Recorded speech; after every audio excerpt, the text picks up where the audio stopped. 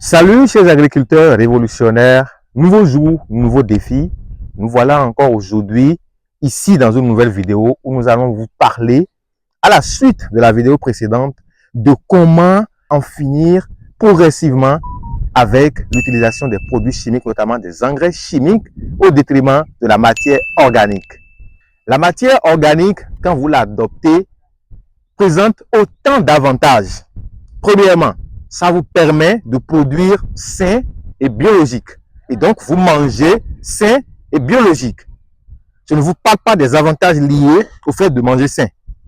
Deuxièmement, ça vous permet d'économiser de l'argent parce que l'acquisition, l'accessibilité à la matière organique est plus simple et facile que l'accessibilité ou l'achat des produits chimiques.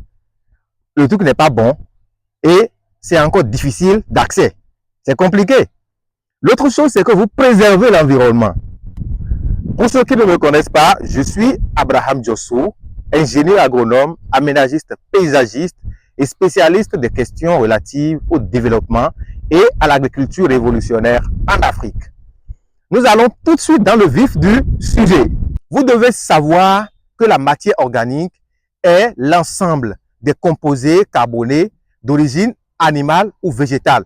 Quand on parle de composés carbonés d'origine animale, par exemple, vous devez savoir qu'il s'agit des déjections animales, d'où l'importance de l'agriculture intégrée. Nous recommandons l'agriculture intégrée aujourd'hui parce que ça respecte la loi de Lavoisier qui dit, je cite, « Rien ne se perd, rien ne se crée, tout se transforme dans l'univers. » Fin de citation. Lorsque vous associez, d'autre part, les déjections animales aux biomasses vertes ou sèches, associées également à vos résidus d'aliments à la maison, vous fabriquez ainsi du compost, qui est aussi une matière organique de très grande qualité que vous pouvez utiliser. D'ailleurs même, je vous le recommande. Je vous donne la possibilité de définir pour moi en commentaire le compost. Qu'est-ce que vous entendez par compost? Celui qui donne une bonne définition de compost en commentaire, je lui promets le triplé, c'est-à-dire 3 plants de Pachida aquatica, arbre à argent.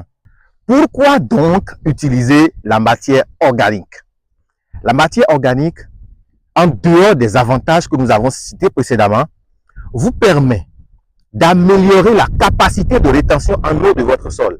C'est-à-dire qu'elle permet à votre sol ou à votre substrat que vous avez eu à préparer de retenir l'eau pendant longtemps pour la plante. Et la plante, justement, pourra en profiter autant que faire se peut. Très gros avantage. Deuxième avantage, la matière organique permet, d'autre part, d'améliorer la capacité d'échange cationique dans le sol. C'est-à-dire quoi? La capacité du sol à retenir les cations et à les échanger, justement. En termes de cations, c'est les ions chargés positivement, notamment le potassium, le calcium, le magnésium et bien d'autres. Alors, cela faisant, la plante aura une certaine facilité d'absorber les éléments nutritifs du sol.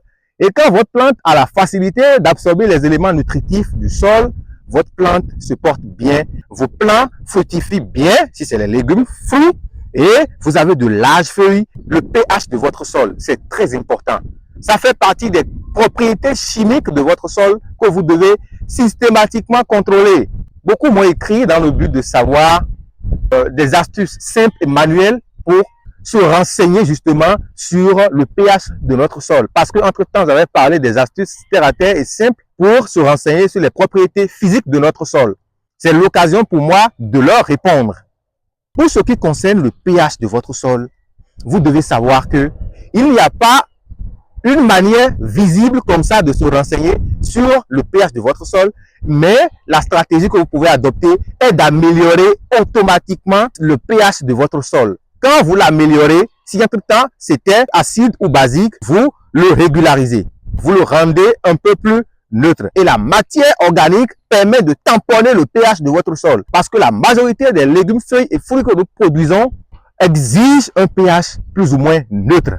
Merci, chers agriculteurs révolutionnaires, d'être restés jusqu'à la fin de cette vidéo. Dans les toutes prochaines vidéos, nous allons vous expliquer les méthodes les modes d'application de la matière organique ou du compost. C'est très important de le savoir. N'oubliez justement pas de vous abonner à la chaîne.